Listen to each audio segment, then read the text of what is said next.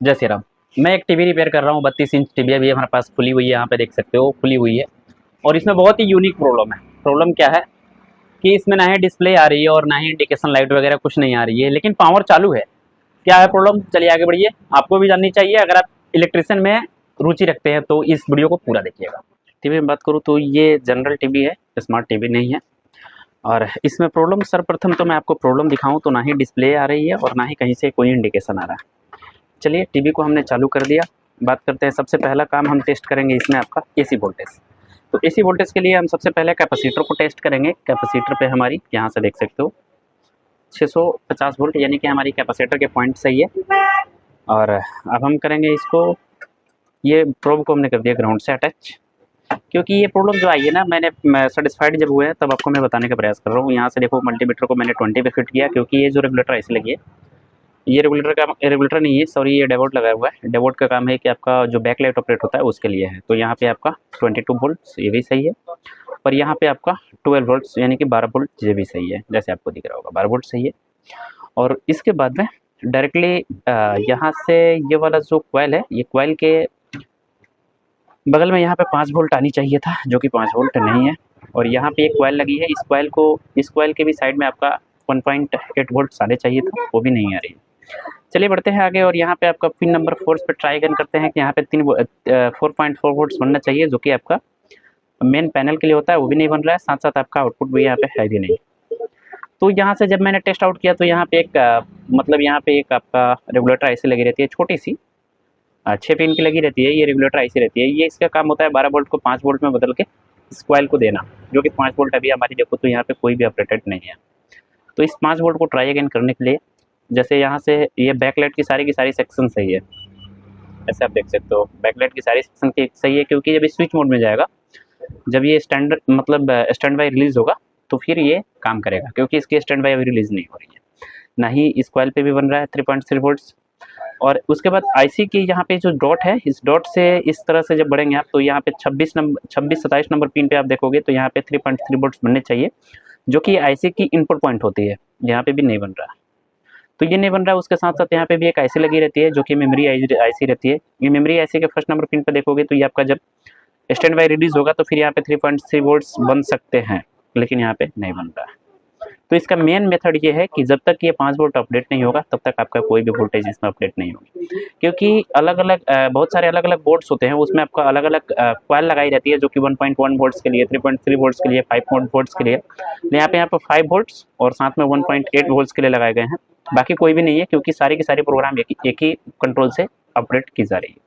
तो इसको अपडेट करने के लिए हमने यहाँ से कॉइल हटा रखे है, क्योंकि 5 वोल्ट सब नहीं बन रहा, तो हमने कॉइल हटा रखी है। कॉइल को हटाने के बाद यहाँ से हम कैसे काम करेंगे, इसको करेंगे इस मॉड्यूल के सारे काम। तो मॉड्यूल आपको कुछ इस तरह का आता है, जो कि आप देख सकते हो CA 1235 के नाम से मॉड्यूल आती है। और इस मॉड्यूल का फंक्शन ये होता है, काफ़ी यूनिक मॉड्यूल होता है, क्योंकि इसमें आप देख सकते हो 1.5 वोल्ट से लेकर के और आपका लास्ट 5 वोल्ट तक इसमें स्विचिंग मोड दिए रहते हैं। यानी कि इनपुट आपका यहाँ से देखो 5 वोल्ट से लेकर के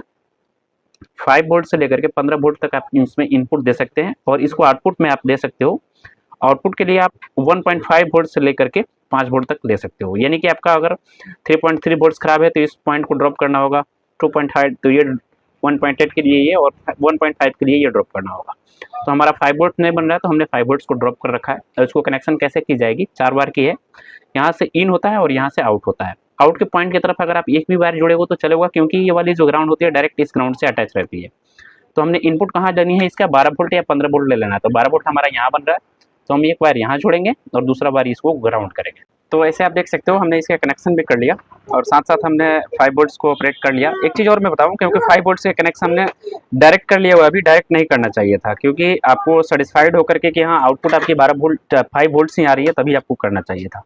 जैसे यहाँ से देखो तो 12 वोल्ट हमने जोड़ रखी है, 12 वोल्ट की इसकी कनेक्शन कर ली हुई है, और इसका भी कनेक्शन हमने मॉड्यूल का कर लिया हुआ है। आउटपुट में चेकआउट करते हैं तो हमारा 5 वोल्ट्स निकल रहा है अभी, क्योंकि हमने मीटर को 200 पे रेंज पे रखा हुआ है। इसको जैसे ही हम 20 रेंज पे आएंगे तो 5 वोल्ट आपको स्पष्ट रूप से दिखेगा, क्योंकि ये जब तक सेटिस्फाइड नहीं होंगे कि हो सकता है आपको कि गलत ट्रैकिंग हो जाए, जिसके कारण से भी आपकी नहीं आ सकती है। और एक चीज़ ये कि आपको सेटिस्फाइड होना है कि यहाँ पे 5 वोल्ट ही है, क्योंकि यहाँ पे देखो तो नीचे की साइड स्पष्ट रूप से लिखी रहती है 5 वोल्ट्स और 12 वोल्ट्स।